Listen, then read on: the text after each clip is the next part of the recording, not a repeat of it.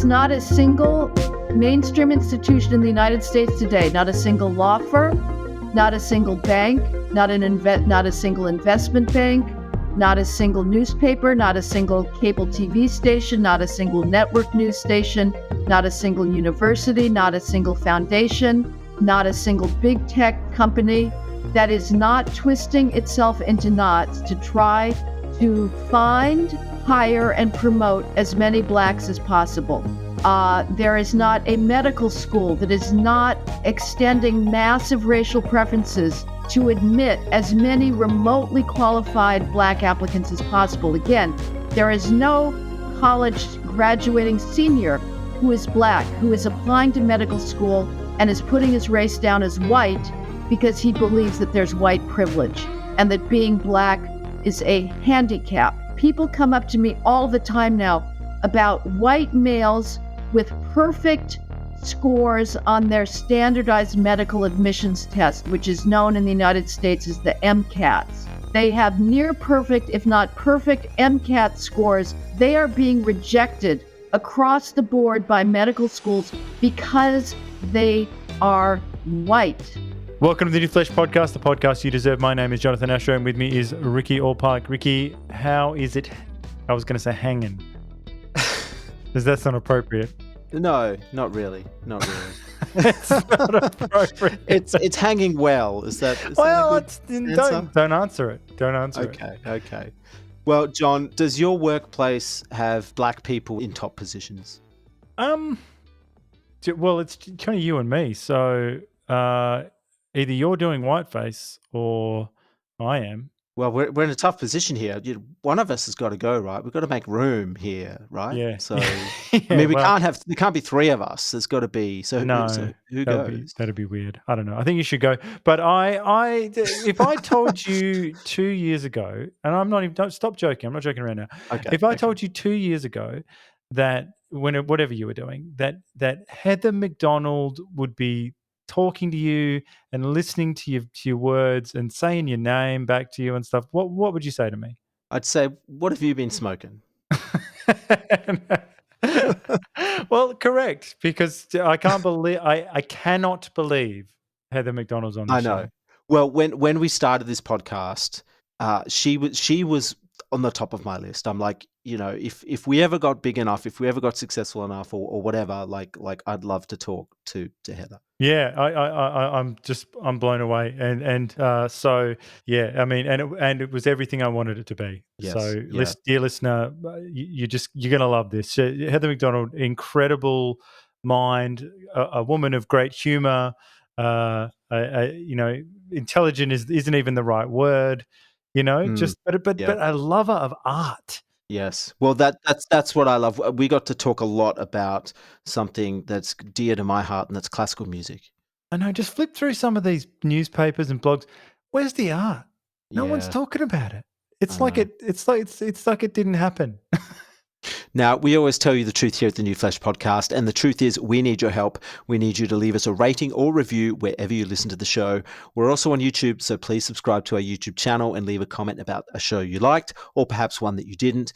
Word of mouth is also a very powerful tool, so please tell all of your friends. And finally, to our Uber fans, if you love what we do, you can send us a little cash via the Buy Me a Coffee platform. Any donation here is very much appreciated. And now, on with the show. Heather McDonald is the Thomas W. Smith Fellow at the Manhattan Institute and a contributing editor of City Journal. She is a recipient of the 2005 Bradley Prize.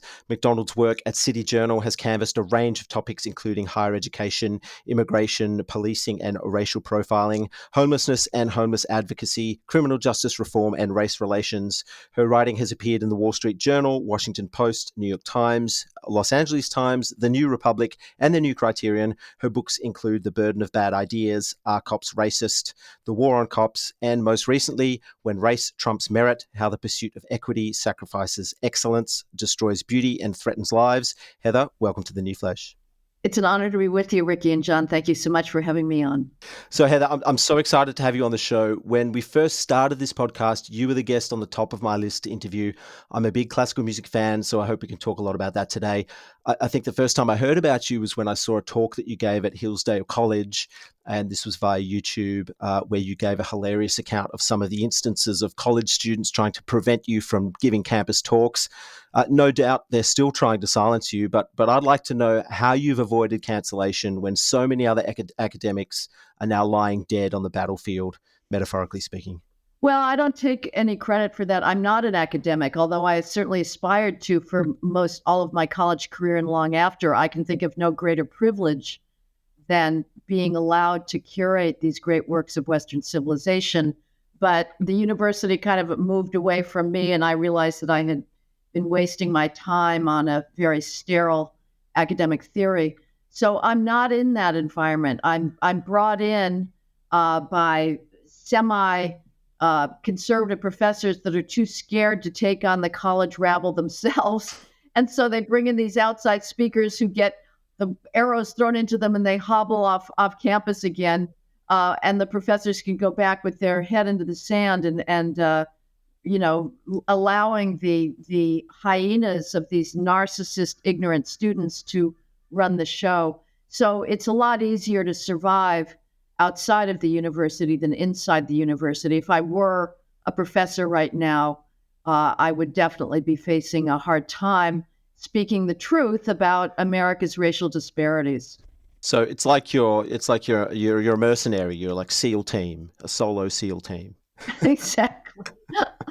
Although I would otherwise disapprove of a female being on a SEAL team. I do not think we should have any thought of gender neutral special combat units. But in this case, I'm happy to be an honorary member. So Heather, you write so eloquently and passionately about classical music in your book. Before we dive into the problems surrounding the art form in the 21st century, perhaps you could just give us your thoughts on why you think classical music is the pinnacle of human artistic achievement. Well, that's not a claim I actually make, but it's true. I do. You're absolutely right. You've read between the lines. And this is very difficult. We live in a relativistic age, and we're not supposed to say that somebody's authentic relationship to contemporary pablum of pop music, which just gets less and less interesting and more generic, can be negatively compared to Bach's St. Matthew's Passion. And I'm speaking from a lifetime of experience with this music. I grew up learning how to play the piano. My father played the piano much better than I did.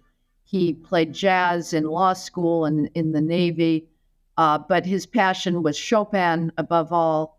And I had the great privilege of being taken as a child to Sunday matinees at the Los Angeles Philharmonic at the Dorothy Chandler Pavilion in downtown LA, a place that is now completely overrun by the squalor of vagrancy.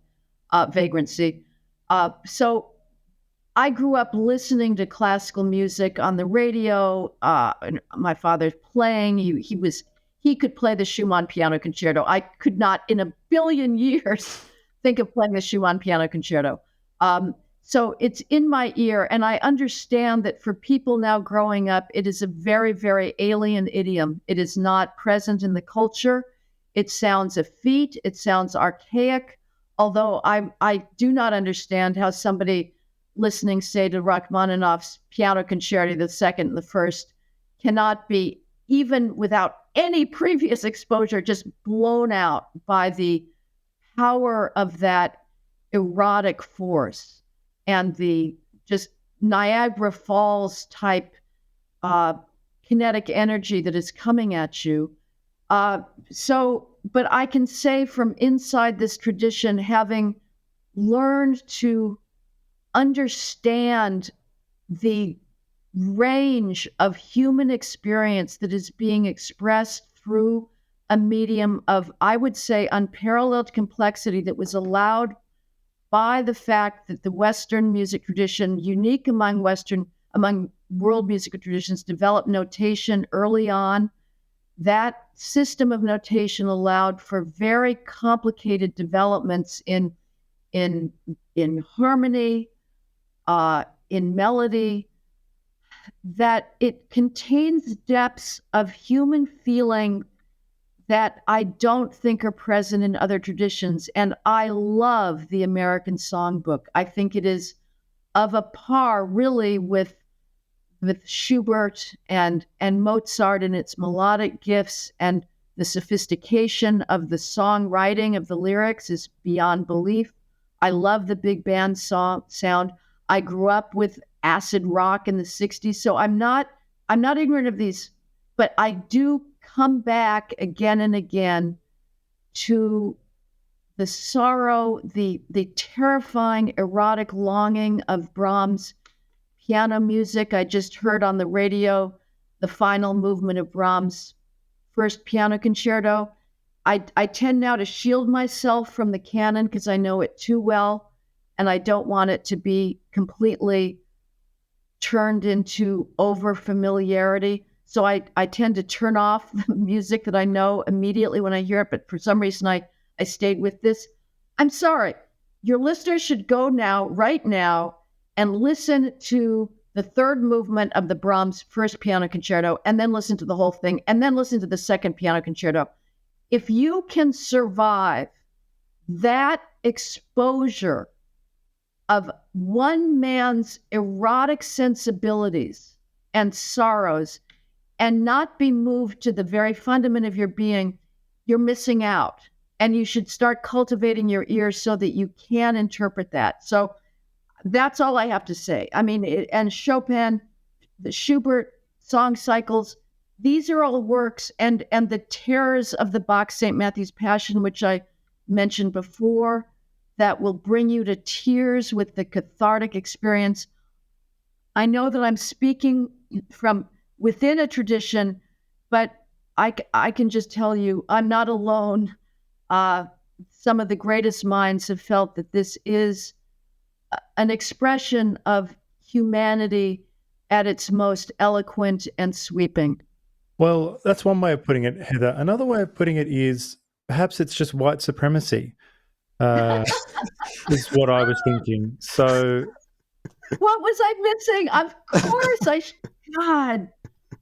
I mean, it is absolutely hilarious. This is okay. So, John and Ricky, you're absolutely right. This is what's going on in our world today. And it is a discourse that most appallingly is being furthered by the very people who should be curating this tradition, by the head of the League of the American Symphony Orchestras in the United States, by the head of the Metropolitan Opera, by the head of classical music orchestras that are going around beating their chests and apologizing for presiding over a racist tradition on the ground simply that it was European and thus by definition demographically white. I mean, there was no getting around it. Sorry, guys, there were not 13% Black composers in the Renaissance to be giving us motets and madrigals and masses. It was impossible, physically impossible, to have a diverse Western classical tradition. But the worst is the classical music press, who are presiding over a tradition that is dying every moment. It is receding on an absolute, terrifyingly fast rate from our culture. And they are going around apologizing for being part of a blindingly white tradition, as the New Yorker classical music critic Alex Ross apologized in his post-Floyd, George Floyd vomiting forth. And the most preposterous thing, as you say, John, that it's all white supremacy. The claim here is that what is interesting and relevant and uniting between Alessandro Scarlatti, a Baroque composer, and Gustav Mahler, a late Romantic composer, who are composing in idioms that are almost like completely in a Venn diagram similar, but there is a long tradition there of fascinating conversation. But they are very different traditions, very different sounds at this point. That what's interesting and relevant about them is that they're both white. I mean, this is so reductive, and yet the BBC, the BBC magazine, which again is one of our important curators of this tradition, during the George Floyd mass psychosis, was going around saying what was relevant about Beethoven is that he's white with big hair and wrote 32 piano sonatas, but the main thing is he's white. The The know-nothingness that has taken over this tradition is beyond belief. Well, when I listen to a piece of classical music, let's say on the radio, like I might get in my car and the piece might already be playing, and I might not know who the composer is. I can enjoy the work regardless of whether the composer is white, black, male, or female. So, I wonder about the motivations of people who are calling for more exposure of works from black composers and women who are no longer alive. What does their race or sex add to our enjoyment of the music outside of perhaps a trivial interest in who was behind it? Yeah, I mean, I'm of mixed minds here because on the one hand, I am very frustrated by the restriction of what most people listen to in classical music, which is a narrow canon. It's 100 great works that get repeated ad nauseum, and I can't take it anymore. I mean, to me, the greatest opera is Don Giovanni. I will not go listen to it. I can't. I'm honest enough to cop to diminishing returns. No classical music performer or conductor will, because their livelihoods depend on playing the same piano concerti and violin concerti and symphonies again and again and again. And I don't see how they do it. It's terrifying and disheartening to me. So I'm all for new repertoire. So, but it is not the case, by and large, that the Black and female composers, and above all else, the wonderfully intersectional composers, which is Florence Price par excellence, who's half Black and female. I'm all for hearing them just because it's new repertoire. But the reason that we haven't heard that much of them up to now, although there have been some Black composers who have been in the repertoire forever, like William Grant Still, and certainly Scott Joplin, is not because of racism and sexism. It's because of two overwhelming reasons. One, they were writing in too traditional an idiom, and the classical music world had been taken over by the academic straitjacket of atonalism and serialism, and they were these Black and female composers, Black female composers that are being exhumed now, were still writing in a relatively traditional idiom. But the other reason is that they were pretty mediocre, and they simply did not bear comparison with the greatest works of this Western tradition. And yet now I'm all for hearing them, and I will go out of my way. I have most recently to go hear yet another Florence Price work, which they get more and more mediocre. The more of them I hear, with the exception of her piano work, they're mediocre. What I object to is the rhetoric around them, which is so fraudulent. It is claiming that these are works on a par with Antonin Dvorak or Mahler, which is preposterous. Our curators, our connoisseurs have an obligation of truth and connoisseurship, which is to keep things in perspective and tell listeners, okay, you're here to hear Florence Price on a purely race identitarian ground.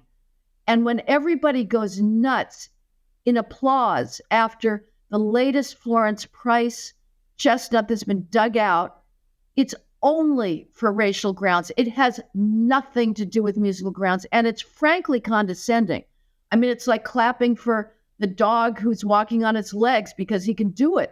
No, that is not the reason to clap. The reason to clap is if you really like this music, and they're being presented, these works are being presented as the equivalent of Beethoven, and that is an outright lie on the part of Alex Ross of The New Yorker and other classical music critics who know better and who are lying to their public. So in your book, you write a lot about lowering standards in regards to a few different things: university admission, or admission to or being accepted into an orchestra, or who's chosen to write a concerto or a piece. Or there's so many different ways you can apply it. But more broadly, how does a push for diversity lead to this lowering of standards? Well, that's the perfect way to phrase it, John. It leads to a lowering of standards because you can have diversity or you can have meritocracy. You cannot have both. And that's the sad reality that Americans insist on turning their eyes away from. This is not how a white supremacist country behaves. But the fact of the matter is that we have very large academic skills gaps in this country. And those skills gaps make it impossible to be both diverse and meritocratic. And I'll give you the actual numbers. And again, when I tell this to conservative audiences, people flinch. And I've started giving trigger warnings saying this is going to make you very uncomfortable. Again, let us just note that if we were a white supremacist country, nobody would feel any discomfort in hearing the following facts. Black 12th graders, 12th grade in the United States is the final year of secondary school before a student goes on to college. So these are students that are age, 17 and 18. 66% of black 12th graders in the United States do not possess even partial mastery of basic 12th grade math skills defined as being able to do arithmetic or read a graph. So 66% of black 12th graders do not even have partial mastery of arithmetic. The number of black 12th graders nationally who are proficient in 12th grade math skills is 8%, and the number of black 12th graders who are advanced in 12th grade math skills is so low that it doesn't even show up statistically in a national sample. Reading is not much better. The percentage of black 12th graders who do not possess even partial mastery of 12th grade math skills is 50%. 6% of black 12th graders are college ready when you take into account science, math, and reading. 6%. And so again, these are the numbers that explain why we do not have 13% black representation in a cancer research lab, 13% being the population numbers of blacks nationally, or why we don't have 13% black computer scientists or nanotechnologists working in our big tech firms like Google or in small tech AI startups. But right now, the state of play of discourse, of racial discourse in the United States, Ricky and John, is that all you need to do to take down any meritocratic institution is to point out that it does not have 13% blacks in it, and that, by definition, the only allowable explanation for that lack of 13% representation is racism. End of story. Any racial disparity in America today is prima facie evidence of racism, and you are not allowed to talk about the academic skills gaps that prevent diversity and meritocracy at the same time in meritocratic institutions. And in the case of the criminal law system, our incarceration system, there you have the problem is overrepresentation of blacks. There again, the only allowable explanation for that overrepresentation is criminal justice racism, is police racism. What you are not allowed to talk about in the United States is blacks' rates of criminal offending. Maybe if we apply that to the classical music situation, professional orchestras around the world seem to be tying themselves in knots trying to find more black and brown players. And most orchestras have some sort of diversity officer on the payroll. There's even calls to end the practice of blind auditions. Can you maybe give us some stats on the percentages of minority players in professional orchestras, and then maybe tell us a bit about the attack on blind auditions? Right. Well, let's note who doesn't count as diverse. Asians in the major orchestras of the United States now. The string sections look to me to be eyeballing at least 50% Asian and very heavily female as well. But after the George Floyd mass psychosis, all these orchestras beat their chests, said, woe is me, we're racist, racist, racist. We don't have 13% black string players. Notwithstanding the fact that there are very few American major orchestras and regional orchestras that have not had scholarship programs, outreach programs, mentoring programs since the 1960s trying to persuade more Black students to take up classical music training, which is highly disciplined, takes an enormous amount of focus on the part of both students and family. You told me, Ricky, before we started that your son's now learning to play the violin, and you know the battles you have with him to get him to practice. And that has to be, Emmanuel Ax said to me, an American pianist now probably in his 70s or 80s, but you're not going to end up in the string section of the New York Philharmonic unless you have, been fanatically practicing since age 5, every single year of your life. So this is something that does take commitment, discipline, and devotion. But the groups that are putting in that commitment, discipline, and devotion, they are being welcomed with open arms. And every conductor I know would love to have more Black players. He is not discriminating against Black players. And to the contrary, the tradition now in many American orchestras is for auditions to various orchestral seats to be blind. That means they're held behind a screen so that there can be no nepotism, there can be no favoritism of this is, somebody I went to school with, no sexism, no racism, no matter what. And so now we have, this is just classic. Here's the sleight of hand that's going on universally in the United States now, guys.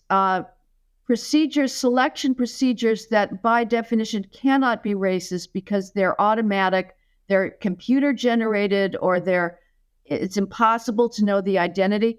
If they have a disparate impact, they are racist. We don't have to explain why, but they are racist.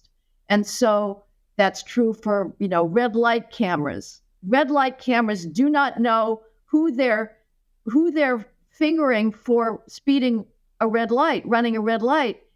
If it turns out that Blacks get caught by red light cameras at higher rates than whites, which is true, then the cameras are racist. It's a racist technology, even though the technology has no idea what the race of the driver is. Similarly, if blind auditions do not result in proportional representation, then blind auditions are racist, and we should lift the screen and hire on the basis of race. Now, it's simply there's not the same family culture, and Asians are whooping everybody's ass. It used to be that Jews were the ones that were the most prominent in classical music, but they've been nudged aside because now the family discipline and the devotion to that tradition has now it's Asians, and above all Chinese, native Chinese, and Chinese Americans in this country who have taken up the torch, and thank God for them. So, Heather, every Broadway show in the 2021 season, or maybe it was 21-22, seemingly was written by a Black author. Is this kind of tokenistic, well, I have to call it pandering to the African American community, maybe just a little bit on the nose? I mean, I know the Black community isn't a monolith, but do you have any sense of whether I hate to keep saying this word, the Black community, but whether the Black community wants all of this hand-wringing and self-flagellation on their behalf? Well, obviously, I'm setting myself up for cancellation in having even trying to answer that question, because what right do I have to speak for the Black community? And there's that is not a preposterous idea. But on the other hand, I do believe in the Enlightenment ideal, which is simply facts, and facts are not specific to any given set of gonads or melanin content. So I do think that Blacks should be able to describe white sociology, white history. I think that Italians should be able to study Japanese history.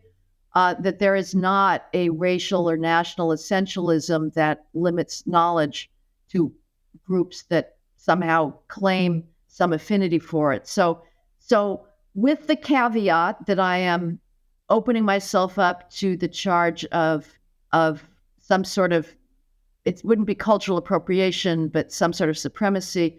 I will say, in my experience, it's mixed. There's a sort of a conservative safe harbor in the United States now for conservatives to say, well, really the main drivers of all of this left-wing anti-white, because let's be honest, that's really what's going on. This is a war on whites. I do not shrink from saying it. And we see white culling going on, whether it's in medicine and the distribution of vaccines, or in the distribution of slots to study cancer, to go to medical schools, to go to law schools, or I write about the culling of the white docents at the Art Institute of Chicago. So it is an anti-white world and moment that we're living in. So conservatives tell themselves that that's really just something that white progressives are promoting. And so if we could get rid of white progressives, everything would be fine. That's true up to a point. I mean, there's no question that there's a huge impetus behind this cultural self-cancellation, this civilizational suicide that the West is inflicting on itself now from white progressives. On the other hand, it is too pat to say it's not with the assist of a lot of Blacks, both in the leadership and sort of in the rank and file. I remember coming off a TV set it was after my book, The Diversity Delusion. So this might have been 2017, 2018, way before George Floyd hysteria, before post-COVID hysteria. And I'd been speaking with Buck Sexton, who at the time had a TV show, and now he's got a radio show in the United States about, among other things, racial preferences in college admissions. Waiting for me off the set was a young Black man who accosted me, in a friendly manner, but he said, well, I'm one of those preference beneficiaries that you were talking about. And I was talking about the problem of mismatch, which is that when you put people that are not competitively qualified into an academic environment for which they're not competitively qualified, and it's not a race issue, it could be a sex issue. If MIT admits me with very low standardized test scores on math, and all my peers who've been admitted on the basis of competence rather than gender or sex have near perfect scores on their math, SATs are standardized tests, I'm going to flounder. And that happens to Blacks in a much more tragic way. And he said to me, I was admitted to Harvard. I was probably a preference beneficiary, but I deserved it. So he was completely unapologetic. None of we all worry about, well, isn't this a stigma for Blacks? And don't they feel doubt? Do I really deserve my position? As a Yale law professor, Stephen Carter wrote in a 1990s book called Reflections of Affirmative Action Baby, he was haunted by this. And he said he did ask himself, am I the most qualified person for this law school job or being on this law review panel? Or am I the best Black that they could find for the job? And they may be the same. In some instances, they may be the same. And in other instances, they're different. And in many instances today, they're different. So my question to you, do Blacks feel condescended to? Do they feel that this is a problem? Some do and some don't. And I think a lot of Black high school students, having been taught all their lives that they are the subject of constant white supremacy and oppression, a claim that in case it's not clear by now, is a complete lie. The reality in America today is Black privilege, not white privilege. It was white privilege.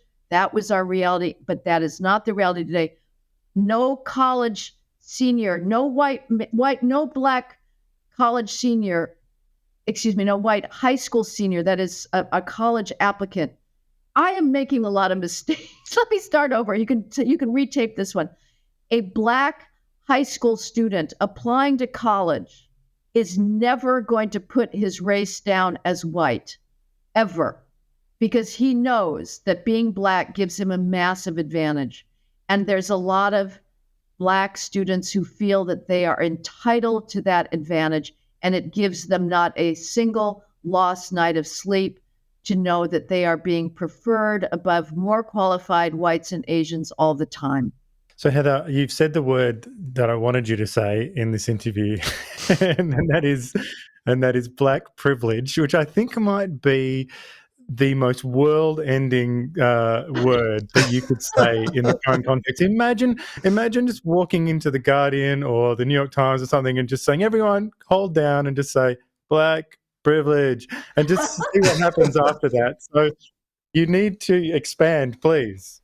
Well, there is not a single mainstream institution in the United States today, not a single law firm, not a single bank, not a single investment bank, not a single newspaper, not a single cable TV station, not a single network news station, not a single university, not a single foundation, not a single big tech company that is not twisting itself into knots to try to find, hire, and promote as many Blacks as possible. There is not a medical school that is not extending massive racial preferences to admit as many remotely qualified Black applicants as possible. Again, there is no college graduating senior who is Black, who is applying to medical school and is putting his race down as white because he believes that there's white privilege and that being Black is a handicap. I am told people come up to me all the time now about white males with perfect scores on their standardized medical admissions test, which is known in the United States as the MCATs. They have near perfect, if not perfect, MCAT scores. They are being rejected across the board by medical schools because they are white.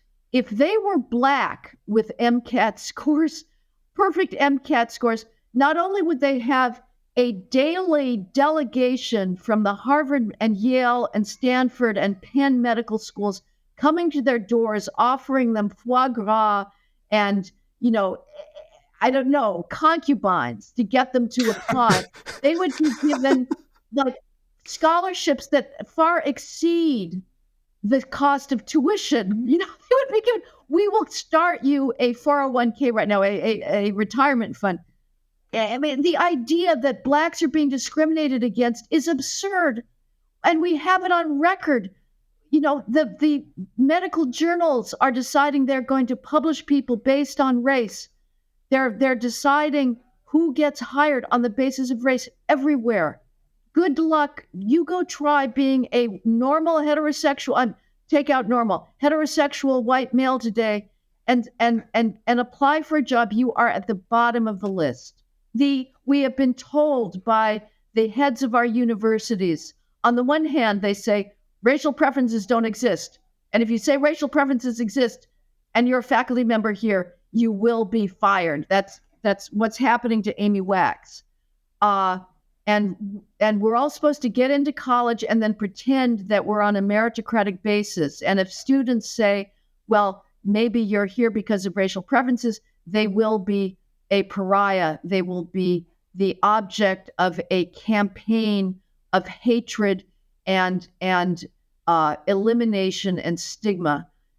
At the same time, these same college presidents that are saying we don't have racial preferences are telling the Supreme Court that if you don't allow us to have racial preferences, we will absolutely fail in our paramount mission of diversity. In other words, we need to be able to admit Black students with wildly lower qualifications in order to fulfill our mission of being able to look out upon our student body and feel the warm glow of noblesse oblige and know that we have crafted this wonderfully diverse class, unlike the white supremacist MAGA hat wearing yahoos in the rest of the country who just cannot stand Blacks.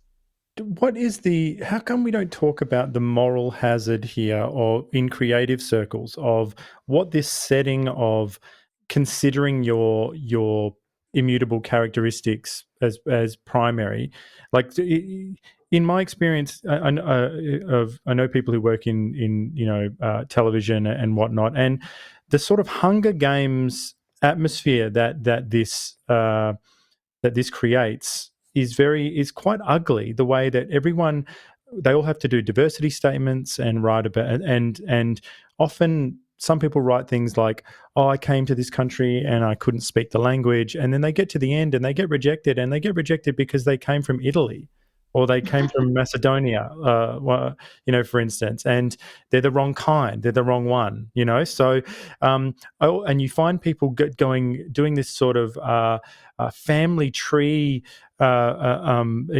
excavation where they're trying to find something. Have I got some Egyptian down there somewhere? Have I got something that'll give me the edge? This is just a totally disgusting thing. I actually, the only thing I'd like you to finish with, get your ideas on this, is that I actually saw an Excel spreadsheet that had been done by a producer who thought they were doing really good work, and they sent it through to someone I know, and this spreadsheet had possible people for a role they were looking for. It was behind the camera, if memory serves, but they had characteristics like whether they were non-binary, gay, and basically ethnicity, all tabulated. And I found this to be very, very chilling to see that all of this tabulated. But this person thought, "Isn't this great?" So, I mean, what do you think about all of this, Heather? I think it's the destruction of the human imagination and the human spirit. It is the destruction of what makes us human, which is the belief that we can communicate, we can reach levels of sublime expression that should be able to communicate across history.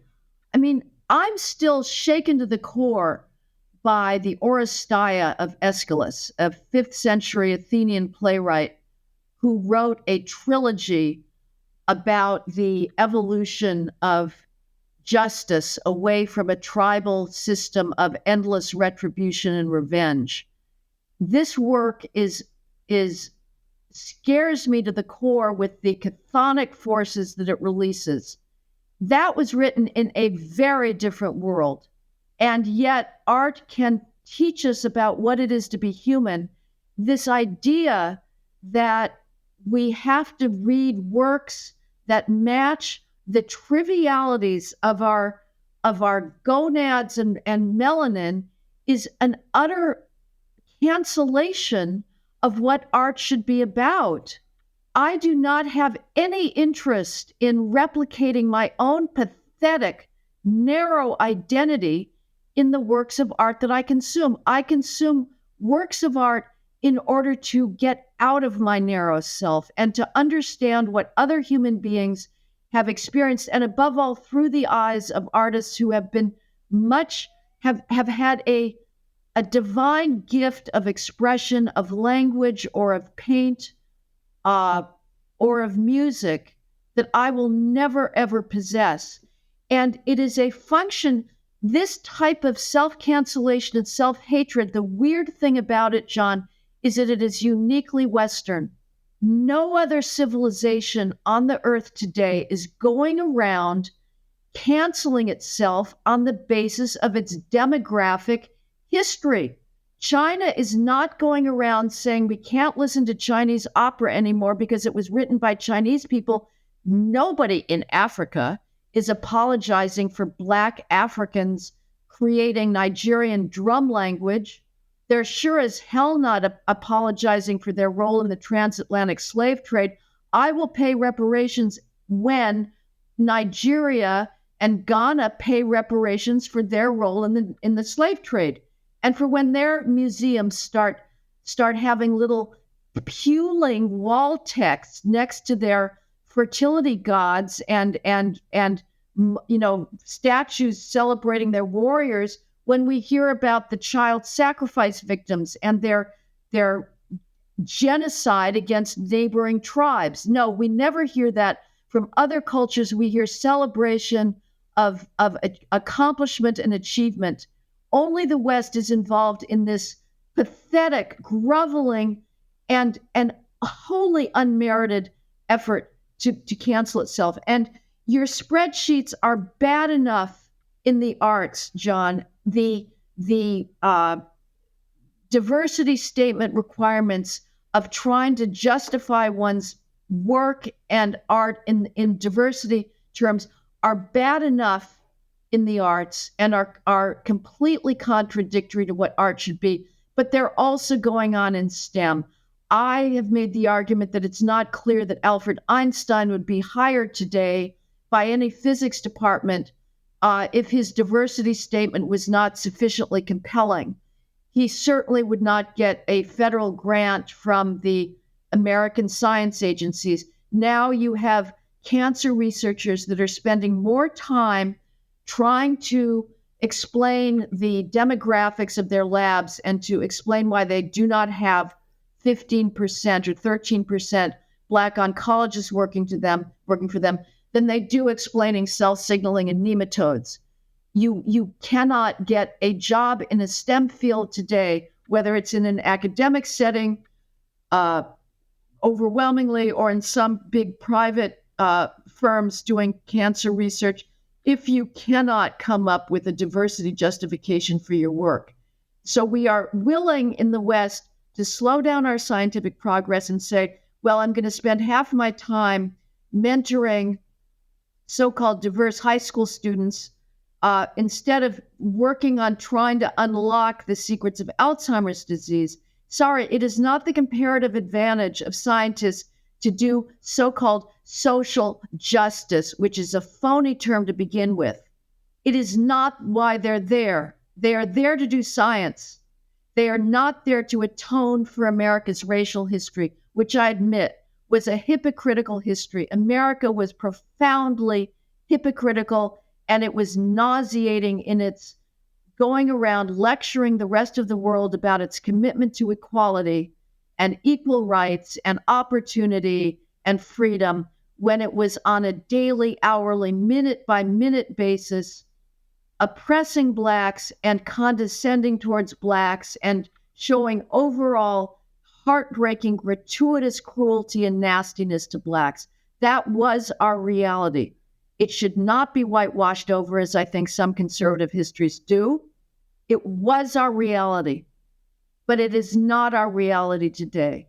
And only the West has this immense, crippling, suicidal guilt complex about our history. Every other civilization was worse. It was worse in its treatment of the other. And it is not in the, no other civilization is in the apology business today. Only the West, the Anglosphere, Australia, the Commonwealth, they're all in a state of utter emotional, psychotic breakdown. Well, Heather, I read a couple of years ago about Oxford University and their initiative to decolonise their music curriculum. And one of the proposals was to de-emphasise the use of music notation at the university. Now, this is deeply troubling to me. You did mention music notation earlier in the show, but I think the reason why Western classical music contains such widely different styles is due to the genius of music notation and the ability to study music scores. I think, and you've touched on this already, the difference between a Bach prelude, say, and Stravinsky's Rite of Spring. I mean, there's no way you would have gone from Bach to Stravinsky and beyond without music notation. So have you observed a wider push in music education to de-emphasize music notation in favor of, say, graphic scores or electronic music, or, is Oxford an outlier here? Yeah, that's a great question. And again, I just can only... I just want to assert what you said is so true, Ricky. It's absolutely the case. There is no music tradition that has had the evolution of style.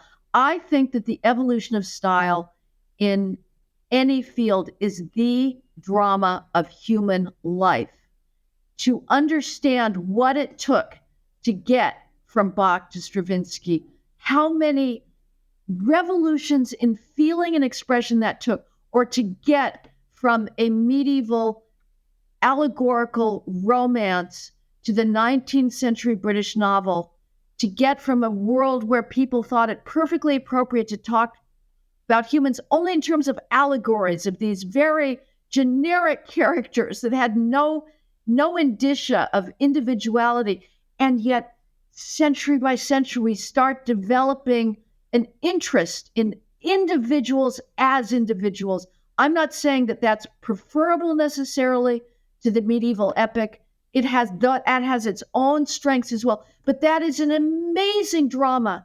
And anybody with the knowledge to be able to trace that arc in any field is very, very fortunate, because they will be able to understand before they die and were cut off from human experience what it was to be human. So, just great point about the fact that notation allowed for that incredible change, because you do not have that same evolution within other world musics. You just don't. They are much more static. Now, the Oxford story, Oxford kind of denied it. I think it was a Daily Mail story. I tried to confirm it, and I was just sort of in an endless loop. So, but I think it is probably true. I think it was discussed. I think the idea is in many places now, we're not going to say that you need to be able to read music in order to be admitted into a music program. And so the thought is, well, once you get in, maybe we'll ask you to read music. Of course, that standard will probably slip. There was a ballet school in Leeds that said, well, classical ballet, the great legacy of Russia and France, it's too white European, and it depends on all these awful body types and male and female sexual stereotypes, which is of course part of its great attraction for the sort of polar opposite of the ballerina and the male ballet dancer. So we're not going to expect that our art students coming into the school have any exposure to ballet because it's too white. But we'll ask them to learn ballet once they get in. Maybe so. This is the beginning of the end. So I don't know, to be a long way around, Ricky, to ask your question of, is this taking off?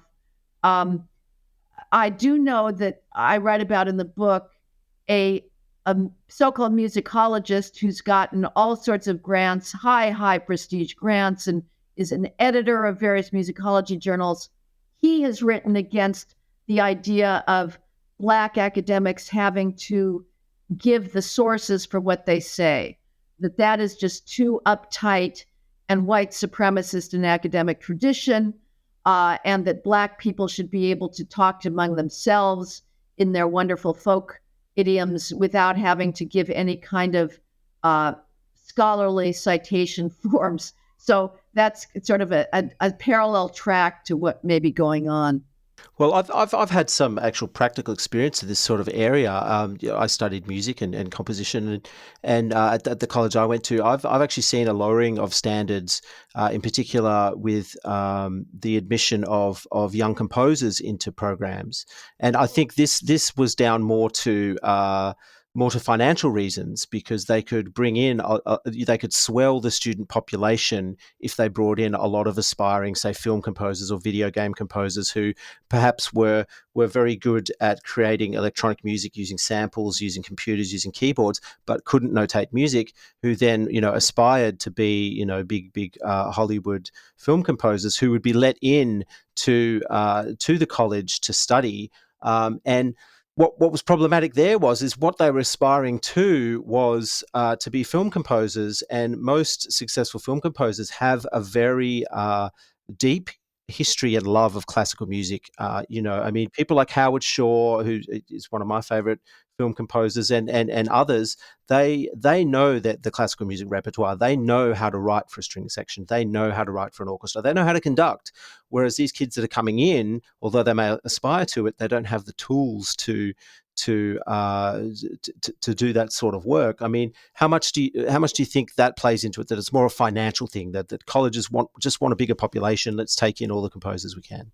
Well, I don't think that's true in the case of race, because they're not going to be necessarily any more financially able to pay than anybody else. But I would add, obviously, this is so like stereotypic, it's going to make you throw up. But I would say that obviously John Williams too is also deeply, deeply versed in the symphonic tradition. What I'm thinking, listening to you, is I feel the same way with art, schools of art.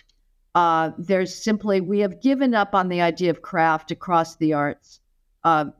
We've lost that. I mean, it's heartbreaking to me when I go to museums and see just in the decorative arts sections, the degree of craft that people possessed in order to produce luxury goods for the aristocracy. And I say bravo for the aristocracy for being such good patrons that they gave us this legacy of furniture creation, of inlaid furniture or jewelry creation, or the costumes, the dress, the embroidery, the gorgeousness of the 18th century court etiquette and fashion, which is so sexy. The male clothing, why you guys gave up on it and gave us your boring black suits. You're letting the side down, for God's sakes.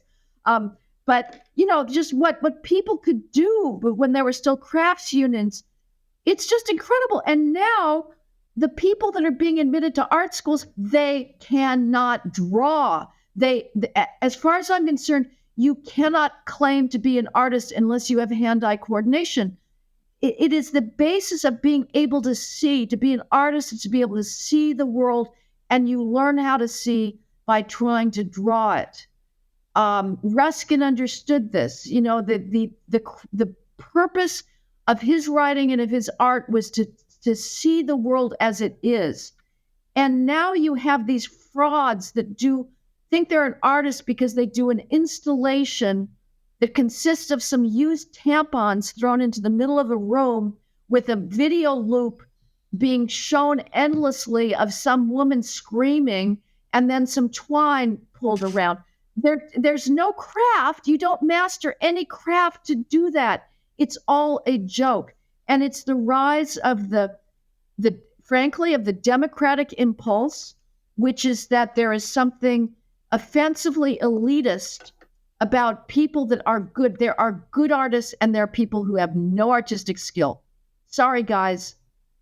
Van Dyke, Singer Sargent, these were people who had artistic skills and vision and capacity beyond anything that any of us will ever hope for. And you're not allowed to say that anymore because that's elitist. So the idea is we can all create art, and so you have, that's one of the themes of the 20th century, obviously, is democracy and mediocrity, that we all are equally skilled and we should all have self-esteem and whatnot.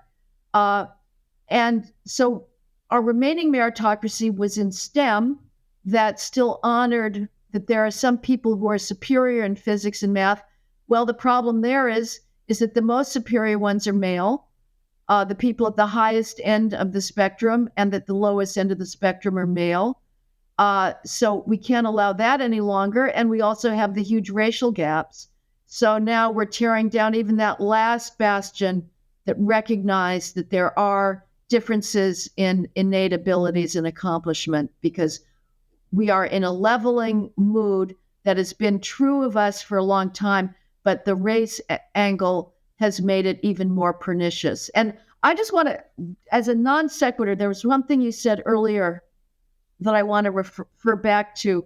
You referred to orchestras that are hiring these diversity managers. And I just want to point out that is true, how utterly appalling it was. This all began during the George Floyd mass psychosis. And you had orchestras that had no more audiences. They had all been shut down for these preposterous COVID shutdowns. So they had no ticket income coming in. They were telling their musicians, their orchestral unions, you're going to have to take a pay cut, if not be paid for a year rather. You had the head of the Metropolitan Opera in New York City, Peter Gelb, telling his musicians, his choruses, no pay for you. We are at a financial precipice. If you don't accept a year without salary, there will be no more Metropolitan Opera. It is a life or death matter. Okay, so we will believe you, Peter Gelb.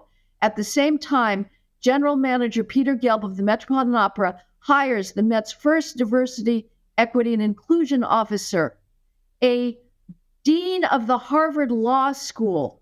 The Harvard Law School is the most expensive law school in the United States. Its administration is the most highly paid. Marcia Sells from the Harvard Law School was not going to be making a lateral move to the Metropolitan Opera unless she was comparably paid or at a higher salary, which would have been high six figures. Marcia Sells, hired by Peter Gelb at a time of financial crisis, knows nothing about opera or classical music. She has no training in either. Her only advantage is she's Black. So we have, and this happened across the board, orchestras during the COVID shutdowns hired diversity, equity, and inclusion managers who had no classical music background. They majored in marketing, but they were Black. I mean, this is how insane it is. And they somehow found the money to pay these people at the same time they were asking their musicians to accept massive pay cuts at the cost of their professional lives. Academic Peter Boghossian, who has been fighting a similar fight to you, has come to the conclusion that institutions, especially universities, are completely lost. He believes the only way forward is to build new institutions, and I believe he's helping to start a new university. I think it's down in Texas.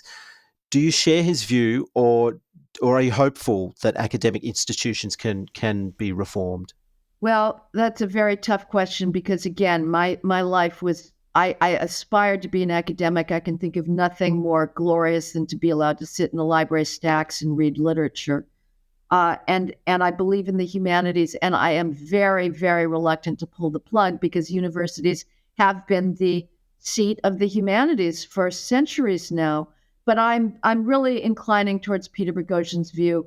I think that the universities now have so jettisoned their academic mission and responsibility, which is to pass on the great tradition with love and humility, to teach students why they should be down on their knees in gratitude, but for these great works. As Michael Oakeshott said, the purpose of education is to pass on an inheritance from one generation to the next. They're not doing that. So I would say that the problem is building alternatives is very, very difficult because the universities have a monopoly on credentializing and status, and Americans are status fanatics for getting their kids into high recognition name universities.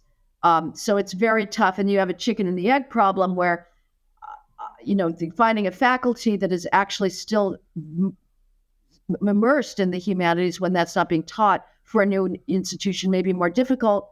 On the other hand, maybe you could find that moment where we say we're creating the University of Texas at Austin, which is not sufficiently dedicated to the humanities in my view, but that's the institution you were referring to that Boghossian is part of as a startup. We will be dedicated to the humanities. So go into graduate school because there will be a place for you when you graduate. Because right now, if you're a white male and you're, God forbid, like a philosophy major, classics major, you will not get hired. You won't get hired, end of story.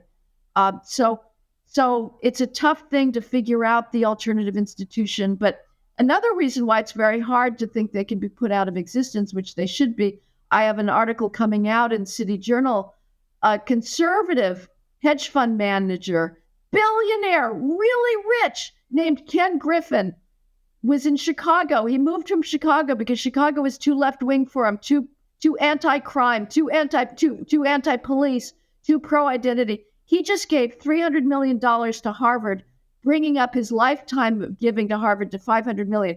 Ken Griffin is giving to the very institution that destroys the conservative ideals that he believes in. So if these conservative donors are so idiotic that they keep funneling money into these left-wing institutions, there is no hope. Heather, we have the final question that we ask everyone. You've been so generous with your time. We'd love to know what you're listening to right now. We've slightly amended the question. We normally ask what you're reading, but we'd love to know what you're listening to right now. Musically? Well, to be honest, John, I listen to whatever comes over the radio. I am an absolute classical radio fanatic because I'm always on the lookout for new music that I don't know. And when I mean new music, I don't necessarily mean contemporary music. I mean unknown composers from the 18th century who haven't been played to death. So what have I found recently? I've sent on, some Rossetti or I don't know. I've heard some wonderful, frankly, Amy Beach, some Al Call. But as I say, I was absolutely knocked back by the Brahms first piano concerto recently. So I I guess I got the BBC disc of Rachmaninoff music, which has been some very good stuff. The Isle of the Dead. I had previously, they made a Ray Vaughan Williams CD.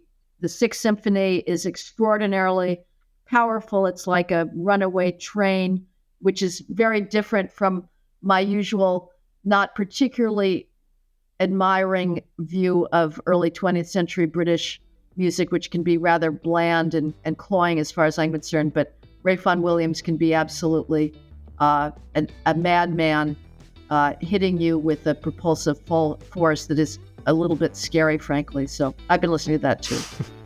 That's excellent. Well, Heather, your book is called When Race Trumps Merit, How the Pursuit of Equity Sacrifices Excellence, Destroys Beauty and Threatens Lives. I recommend everybody go out and get it. I listened to it on audio.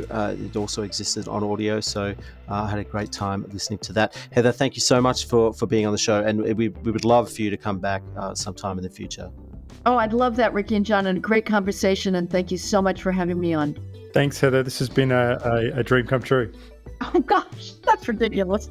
Yeah, big words, I know, but it's true. You were on a hit list from the very beginning. So this is incredible. We're actually talking to you. Well, great conversation, and thank you so much for having me on.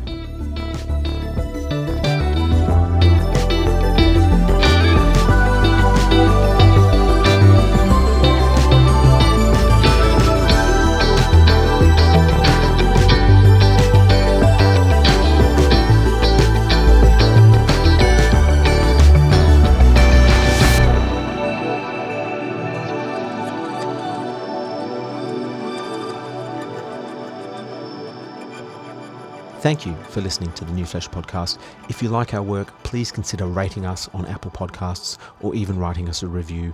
It really does help the show reach a wider audience. We'll be back with another episode next week. Until then, long live the New Flesh.